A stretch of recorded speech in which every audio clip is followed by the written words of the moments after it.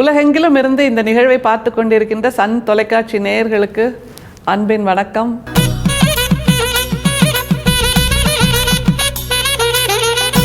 வள்ளல் பெருமானை நாம் ஒரு ஆன்மீக புரட்சியாளராக பார்க்கிறோம், கவிஞராக பார்க்கிறோம், உரைநடை ஆசிரியராக பார்க்கிறோம். அதை தாண்டி ஒரு மருத்துவராகவும் பார்க்கிறோம் அல்லவா, சித்த மருத்துவர். அப்படியாக அவர் 485 மூலிகைகளை பற்றி மிக அற்புதமான குறிப்புகளை கொடுத்திருக்கிறார். ரொம்ப ஆச்சரியமாக இருக்குது. அக மருத்துவம் என்று அந்த பத்திக்கு பெயரிட்டிருக்கிறார். அதில் அவர் சொல்லாத மூலிகையே இருக்க முடியாது அப்படிங்கிற ஒரு மிக நீண்ட பட்டியல் அது. 485 மூலிகைகள்னால் நினச்சி பாருங்களேன். இத்தனை மூலிகைகளும் நம்முடைய மண்ணில், நம்முடைய நிலத்தில் இருந்திருக்கின்றன. அத்தனை மூலிகைகளுடைய பெயர்களையும் நம்முடைய வள்ளல் பெருமான் தெரிஞ்சு வச்சிருக்காரு. அதுதான் அதில் மிக ஆச்சரியம். எப்படி இந்த ஞானம் அவருக்கு வந்து சேர்ந்ததுன்னு வியந்து வியந்து வியந்து தான் அவருடைய படைப்புகளை நாம் கடக்க வேண்டியிருக்கிறது.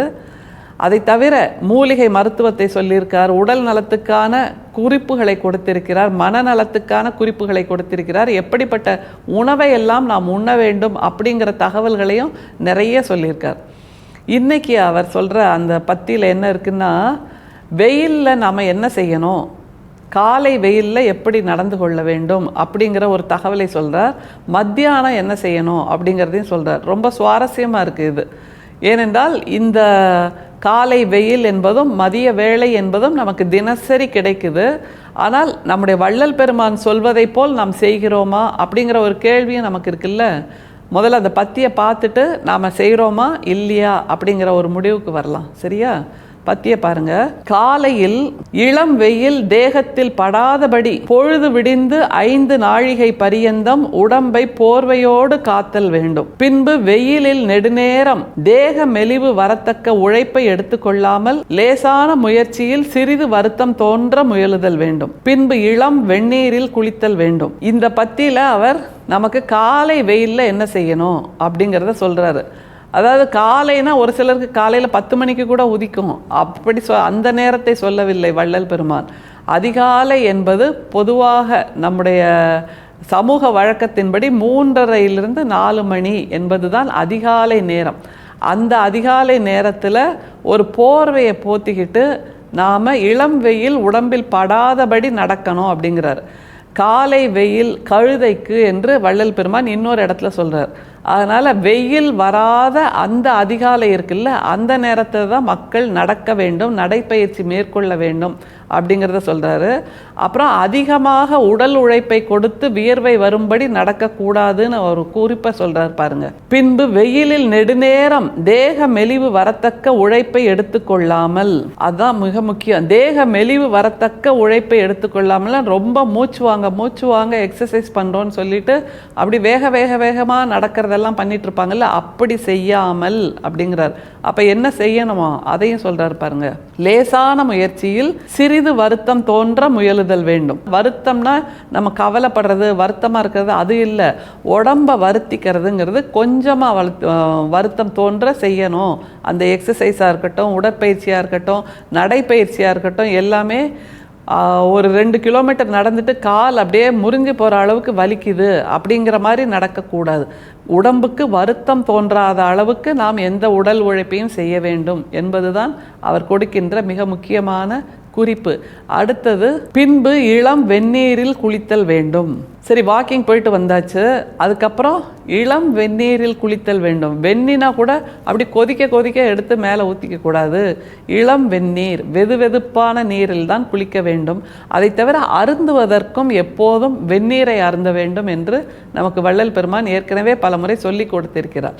குளிப்பதற்கும் இளம் வெந்நீர், குடிப்பதற்கும் இளம் வெந்நீர் என்பது வள்ளல் பெருமான் சொல்லுகின்ற ஒரு மிகப்பெரிய உடல் நல குறிப்பு.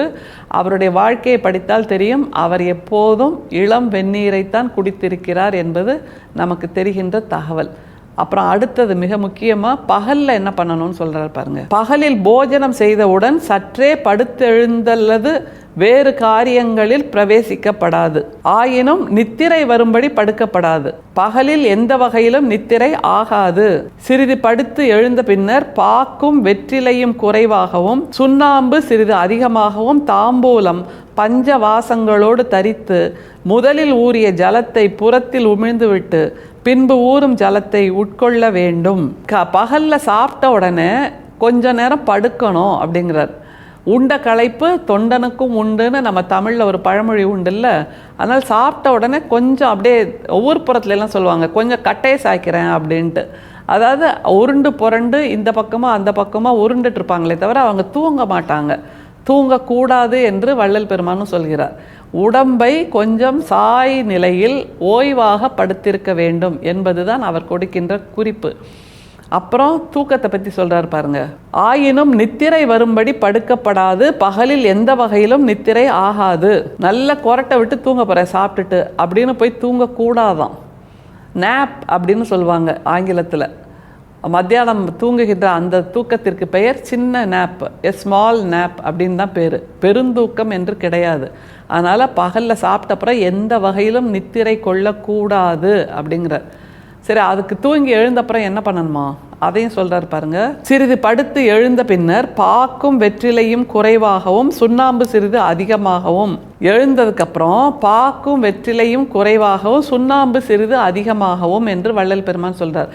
இந்த சுண்ணாம்புலேயே பலவிதமான சூட்சுமங்களை வள்ளல் பெருமான் ஒவ்வொரு வேளைக்கும் சொல்கிறார்.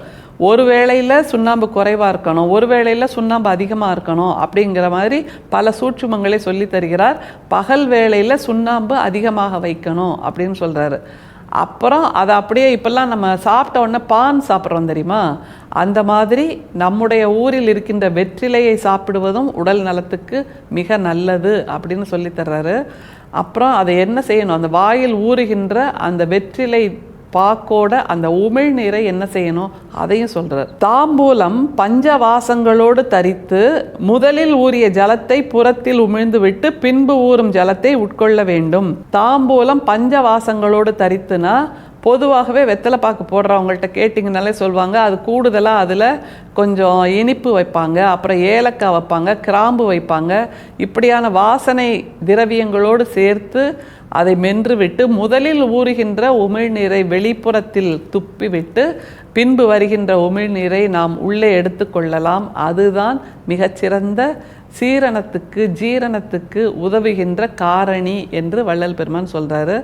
இதுபடி நம்ம நடந்தோன்னா நிச்சயமாக வள்ளல் பெருமான் சொல்லுகின்ற அந்த மரணமில்லா பெருவாழ்வை நாம் பெற முடியும் என்பது நம்முடைய சித்தர்கள் சொல்லுகின்ற தத்துவம். நம்முடைய வள்ளல் பெருமான், நம்முடைய தமிழ் சித்தர்கள் எல்லோருமே இப்படியான வாழ்வியல் முறையைத்தான் வாழ்ந்திருக்கிறார்கள். அதைத்தான் நமக்கு பொக்கிஷமாகவும் கொடுத்திருக்கிறார்கள் என்பதனால் வாழ்ந்து பார்க்கலாமே. ஒரு நாள் முதல்ல ட்ரை பண்ணுங்க, அப்புறம் 2 நாள், 1 வாரம், 2 வாரம், 1 மாதம் அப்படின்னு இந்த இயல்பை நாம் வழக்கமாக்கி கொண்டால் நிச்சயமாக நம்முடைய ஆரோக்கியம் மேம்படும் என்கின்ற மிக அற்புதமான குறிப்பை நம்முடைய அகமருத்துவம் என்கின்ற பகுதியில் வள்ளல் பெருமான் கொடுக்கிறார். 485 மூலிகைகள் பெயர்களையாவது நாம் தெரிந்து கொள்ள வேண்டும் என்றால் நீங்கள் அந்த பத்திகளை படித்து பார்க்க வேண்டும், வாசித்து பாருங்கள். அருட்பெரும் சோதி, அருட்பெரும் சோதி, தனிப்பெரும் கருணை, அருட்பெரும் சோதி. மீண்டும் சந்திப்போம். நன்றி, வணக்கம்.